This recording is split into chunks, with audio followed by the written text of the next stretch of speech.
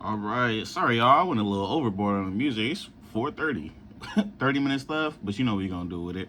Um, the Olympics, right? Olympics.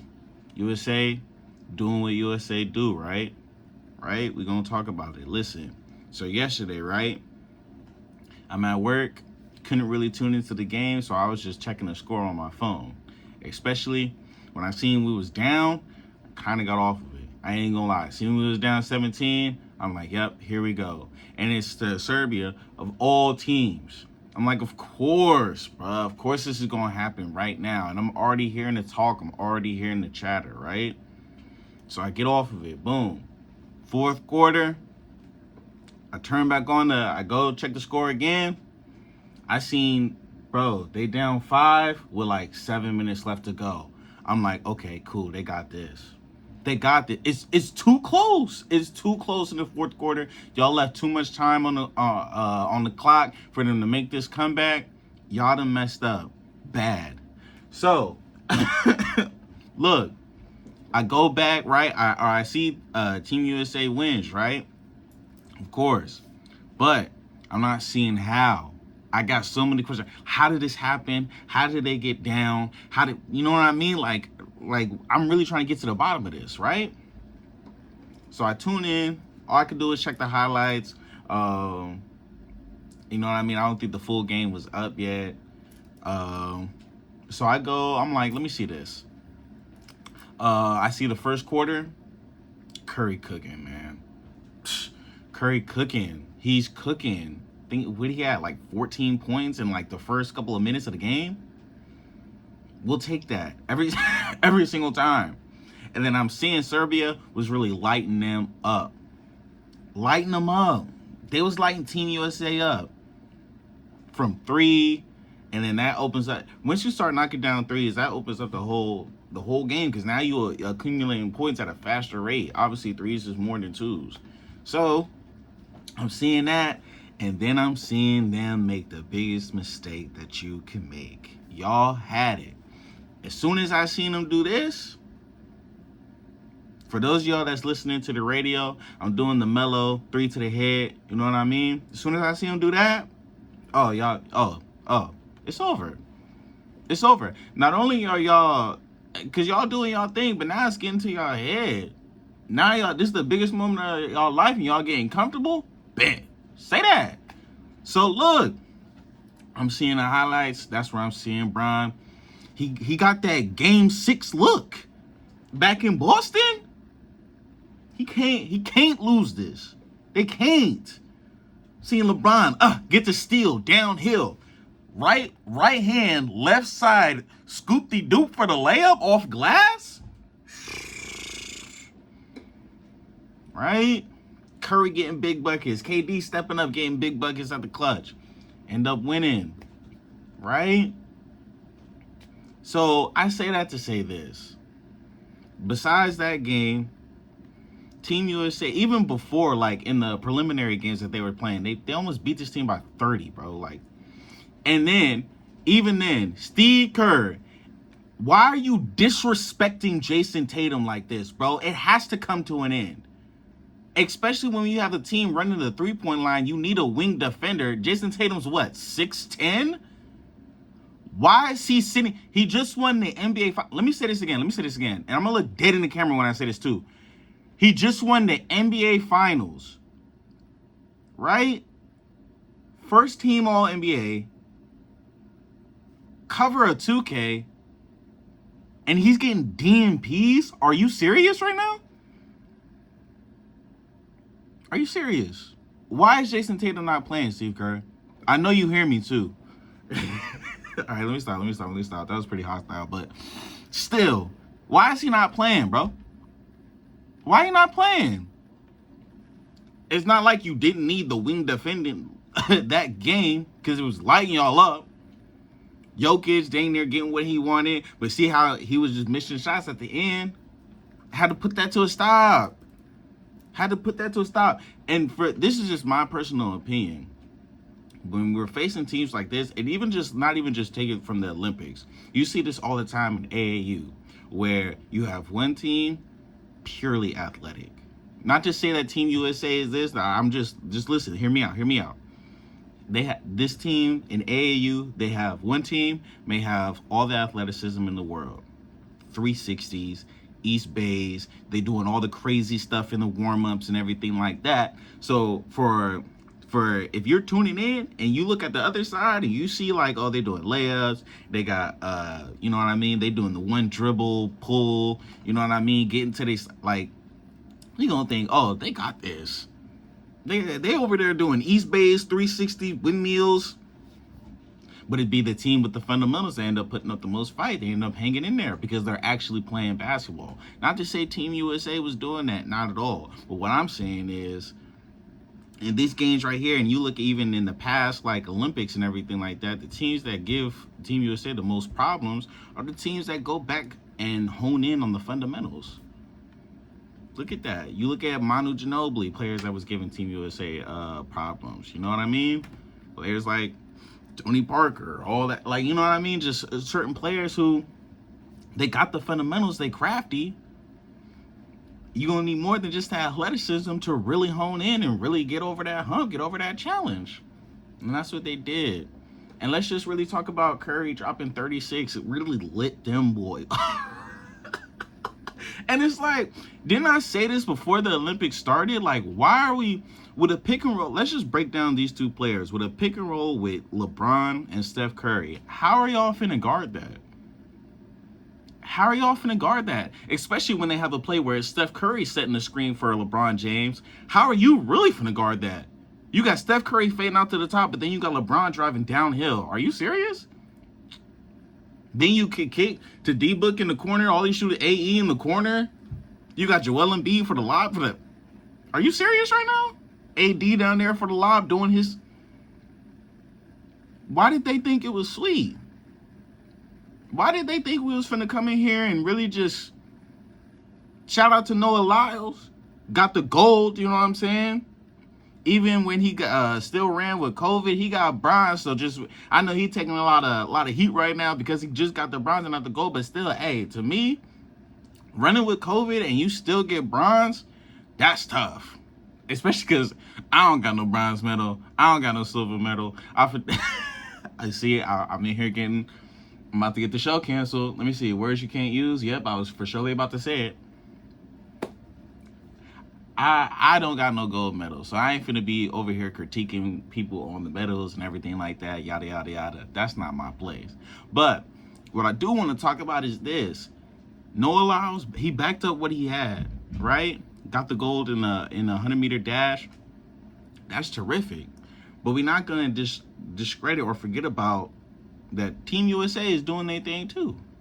They doing everything that he, with the world championship and everything like that, world champions or what, they doing exactly what they intended to do. Now, still got a tough challenge up. They got France in a gold medal match coming up tomorrow. This is the one right here. This is the one. Going up against Victor, going up against Rudy Gobert, you know what I mean? That France team, they got hype. But you already know who I'm rocking with, man. This is the one right here. Just one more. Especially because the team's not defined. If you're maxing everybody out, it's tough to say, like, when you get into them dogfights and you get into a real close battle, that's where you really find out what a team is really made of. When their back's kind of up against the wall. You know what I mean? It's not going their way. Shots not falling like how they normally do. You got to try and get buckets in other ways. What are y'all made of for real? And yesterday really showed, like, Team USA not only is the best talent in the Olympics, but also when their backs are up against the wall, they know how to come together and really get over that hump, really get over that challenge. Not being afraid of the moment, embracing it, and really just being like, yo, the best talent is in the NBA, brother. Even the best players from their particular country, where do they go to show and display their talent? The NBA. Let's not act like we forgot. Let's not act like come on. Let's not act like we're new to this here. There's been plenty of international players who have come over to the NBA and been great talents. Hall of Famers. But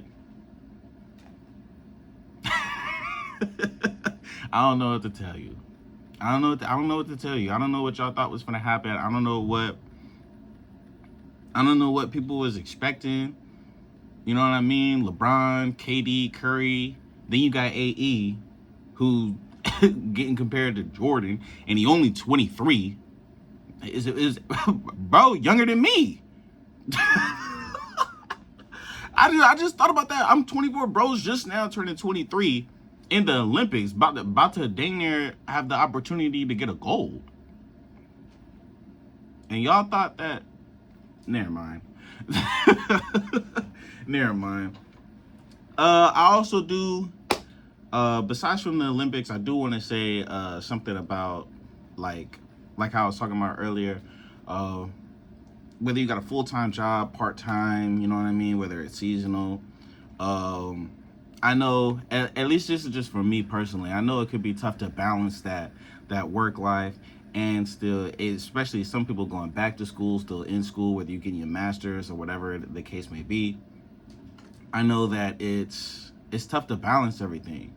And just for me personally, I find myself giving energy, giving time to certain things, and taking on so much to where for the stuff that I really want to do, for the goals that I'm trying to chase, I don't have enough energy to really continue to chase that, right? And I just want to give advice to anybody who's going through the same thing, having those same type of thoughts, to where it's like, man, like I'm going through a lot, I'm juggling a lot, and for the stuff that I want to do, for the career that I want to pursue, I don't find myself still having the time or energy to really chase that, because there's stuff with life, there's other things that might be taking your attention away from what you really want to do. And what I've learned is it's no perfect formula to it. You know what I mean? You got to be able to recognize when you might need a break, or even just recognizing that the steps that, like, you could be walking in place. The stuff that you're doing right now, it looks like you're making movement, right? It looks like you're taking the steps forward, but you could just be doing stuff that's just keeping you in the same spot, right? Just walking in place, running in place, like even running on a treadmill. Yeah, it says the distance that you ran, like you could have ran 4 miles, but realistically you stayed in the same spot. You've been running all this time, and you still in your living room or in the gym. You know what I mean? Just, I don't know, man. Like I said, it ain't no perfect formula to it. It ain't no right way of doing it. Just find a schedule that works for you and still be able to put time into the stuff that you really want to do. Even if it's not a career, even if it's just stuff like going to the gym, learning a new skill, new language, new instrument. You know what I mean? You weren't good at a certain sport, and now you trying to practice and really get into the gym and really learn the fundamentals of that sport. You know what I mean? Take time to really do stuff like that. It's important to really remember that you're important as well too. You know what I mean? So much, for me, just personally, I find myself so worried about the job that I was currently having, to where, like, literally I'd be off the clock and I'm still focused on, okay, what do I need to do for it tomorrow? What do I need to prep for? What do I need to get ready for, and everything like that? Like I said, y'all know I'm a crew leader, so we going around the parks and cleaning and stuff like that. So my job is like, okay, what area, what do we finish today? What do we need to work on tomorrow? Is there anything for the community centers that they might need? It's a lot. You know what I mean? So I just want everybody to remember that you're important as well. Your dreams are important too. Don't ever forget that. Yes, you got a job. Yes, you got to make money, but money ain't everything. You know what I mean? It's really not. Don't chase the money. Chase your purpose. That's where the real happiness and peace comes from, when you actually chasing something that is near and dear to you. You're not just giving your time and giving your energy to everybody else who's not finna reciprocate that same thing to you. Because some of these jobs don't care. They don't care about what you got going on at all. Even last week, how I had the interview with the president. I tell my job that I have to leave early set up for audio testing, sound check, and everything like that. The last time the president was on, the microphones weren't working, so I had to make sure that those were going. Shout out to my dog Hector. Even he called out sick, but he was still over the phone helping me set up and everything like that. Like, it was a lot that I still had to do, and they wasn't trying to accommodate with me, you know. So it gets to a point to where it's just it's honestly just up to you. How important are your dreams to you? And regardless of what you got going on, you still gotta find a way. And it's not easy. It's never meant to be easy, because if it was, everybody would be able to obtain it. It took me a minute to really figure that out, but shoot, I'm learning. I'm learning slowly but surely. Yeah, like I said, man, that's gonna be this show. Finna play music for the rest of the time that we here. Just wanted to talk to y'all, just have a little one-on-one. I know that we had the interview, and then the past couple of weeks that I've been just kind of gone, you know what I mean? But we back to it. Possibly gonna get a new showtime. Hopefully we do. Any changes, I'll obviously come on here and let y'all know. I appreciate y'all for rocking with me. Appreciate y'all for tuning in to the president's interview. If you haven't, it's already on the YouTube channel. It's already uploaded. Go check that out. Tune in. Show some love to your boy. The link is in my bio for my Instagram. It's _ on the mission, and then I have another IG page, weekly _ mission. That's where you can see clips from this show specifically, clips, certain gems that I might drop, clips from the certain interviews that I've done. That's where you can get all the weekly mission show stuff, man. So until next week, it's been your boy DJ Mission. I love y'all. I appreciate y'all. I'm gonna see y'all next time, man. Y'all be easy. What the heck is this?